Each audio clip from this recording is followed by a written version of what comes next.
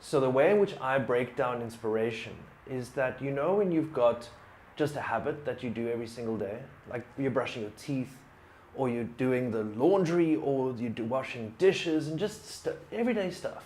While you're doing that, have you ever had that feeling where this aha moment arrives? Because your brain got to chill for a little bit, it got to rest. And while it was resting, the problem that you had, that you couldn't solve earlier, suddenly becomes absolutely clear.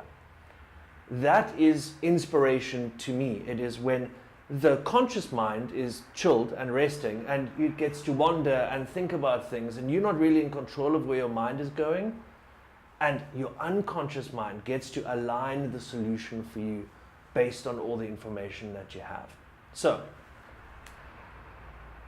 what I don't dig is when people tell me, yeah, I couldn't do it because I wasn't feeling inspired, or people say, oh, I didn't do it because I wasn't feeling moved, or inspiration didn't strike. You know, as if there's some lofty artist that will only work when they're feeling inspired. It's like, oh, I couldn't possibly work just because that's what work is. Work is work because you do it every single day. The best painters, the best writers, they are that because that's what they do. They don't wait for inspiration to strike to create incredible work. They do it because that's their craft and that's what they do every single day. Using inspiration as an excuse only tells me that you're scared of work. You're scared to get it done. You're scared to wake up every day and spend 4 to 8 hours only doing that thing. If you aren't doing that, then you can't call yourself the thing. You can't call yourself a painter if you paint 2 hours a week, because that's when inspiration struck at 2 o'clock in the morning after having too much wine. You felt like a dash of painting. You're not a painter. We can hardly say that you have a hobby.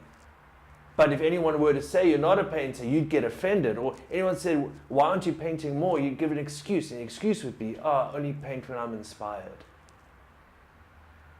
So, those are the stories that we tell ourselves. These are the excuses that we have.